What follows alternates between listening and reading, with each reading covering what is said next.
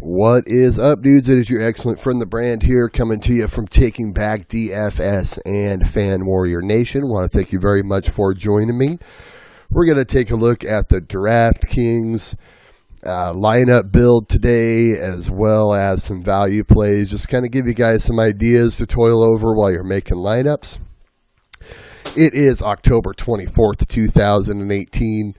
Once again, thank you very much for joining me. Make sure you subscribe to the channel, like the video, share it up, do all that good stuff. Hit me up on Twitter at TakingBackDFS. Also, jump on over to the partner site, Fan Warrior Nation. I mentioned that. Big part of them right now. We got stuff popping off every day for pretty much every sport. Hockey, baseball, football. And mainly what the brand does here is basketball.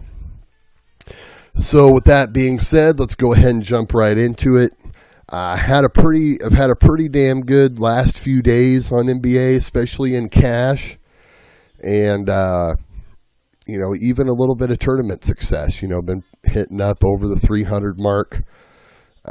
Just kind of going with some top guys and then jamming in value with that, which is always a sound strategy, especially when it comes to NBA DFS, and we can kind of lock down where the top end stuff is and where the value stuff is. So first and foremost, what I like to do is just kind of look at the slate as a whole. Who are all the high-priced guys in play, and who are all the, kind of medium, high upside, potential kind of guys, and then, and then we dig down deeper further than that.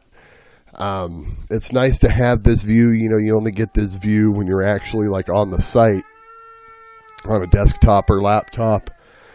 You can't really look at players in this format when you're on your phone or something like that. So that's one thing I do kind of prefer, because you can kind of just take an overall snapshot of like who's out there, especially when we're looking at that top end. James Harden, of course. I believe we have. Yeah, this is their first game. Oh no, wait a minute. They did play that next night. That's right. Okay, so, the Harden deal shouldn't change. I'm not really in love with it, but can't say that I hate it. The upside is definitely there. Home game, no Chris Paul. I could definitely make a case for it being worth it. Mathematically, it's hard, it's hard to say, because it's like, at 6x at 11.4, we're asking for at least like 66, 67 points. And of course, he hasn't hit that yet, but got damn close in this one game, which was a road game, mind you, and didn't really shoot all too well, 4 for 12 from 3. So yeah, Harden I definitely think is in play. Giannis tonight, I'm just not quite sure. I'm feeling it. Not playing like he's playing decent minutes, but the production, once again, if we're just doing the math on this thing, we're looking at about 66 for him to pay off. And he just hasn't quite got there yet. So we got some decisions to make on the top end and then on the bottom end. Honestly, personally, myself, I think we'll do okay with Steph Curry. The other night, man, this Phoenix game, I tell you what, I rostered him in that game at 10-1. He was $300 more. Still paid off. He only hit 5x, which kind of sucked. Because just the upside was totally there. He was just shooting like he shot threes like crazy and made just about half of them, right? So, but he sat the whole fourth quarter because Golden State was just blowing out Phoenix. I don't see that same situation happening here. I think Washington has a team with John Wall, Bradley Beal, and those dudes. I just think that they will possibly be a lot more competitive with the Warriors, and so I think putting Steph in there is a nice high upside stud that we could put on the top end of things. And other than that, there's one other guy that I'm like really, really looking at as far as paying up for. The second one I kind of have in mind here is Kemba Walker. At his salary, the 8.4, he's just like pretty much like he kind of lines up as like the perfect play. We know how much Chicago like tends to struggle.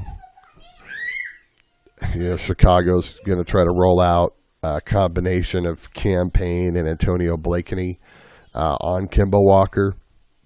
And I just think that there's no way, once again, if you do the math, we're asking for right at like 40-something points. And he's hit over that twice and hit right about that once.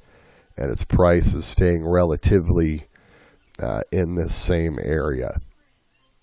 So I really love Kemba at 84. I think he's another guy that we just kind of need to pull in there. Now, the problem with doing this is pretty much, if we use these two guys to pay up for, they don't have multiple positions, so you can't stuff one of them in here at SG. You can't stuff, actually, no, wait, you can. Never mind. I must have been cross-thinking with FanDuel or something like that, right? So if we put Curry in, I think we'll have a lot easier time finding some value at point guard than some of these other positions today. Last guy I'm going to mention here, this is going to be kind of like somewhat of an ABC kind of play, if you will. But Chris Middleton, the math on him, you do 7 times 6, you're hoping for like 40, and he's been over it twice. And, we see consistency, 30 to 35 minutes. We know he's going to get usage. We know he's going to get opportunity. The Sixers are just really, really weak in that area, giving up points to the SF position, if you will. So we kind of use that as a core. That opens up quite a bit of value as well. Some guys that I think we need to be targeting as far as value goes. First guy I'm going to bring up here and make a case for is Ed Davis.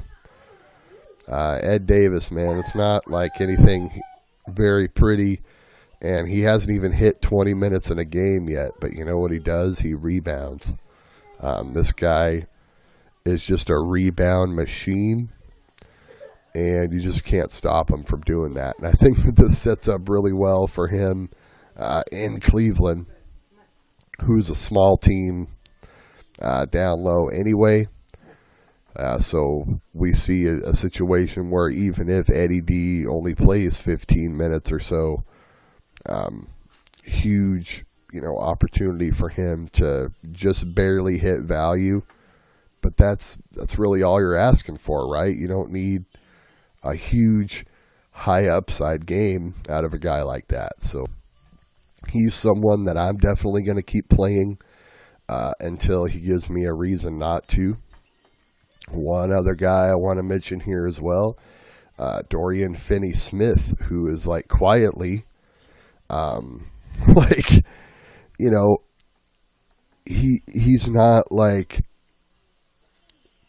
you know, he's not like the main guy on this team or whatever, but just look at this. You look at these freaking game logs, man.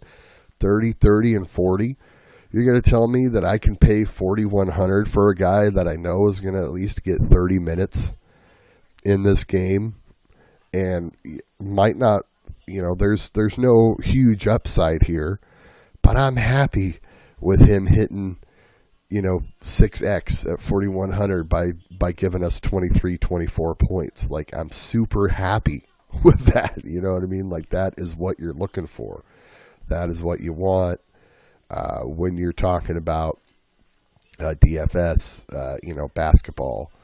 That's the whole point, is what we're looking at. Of course, and I don't think there's going to be a whole lot of guys chasing these values either, because there's a lot of natural value out there on the slate as well. This is going to be like one of the most interesting slates, I think, so far in this season, because there's a lot of value there naturally, and then there's a lot of their value there artificially when you talk about teams like Miami, who once again is going to be pretty short-handed.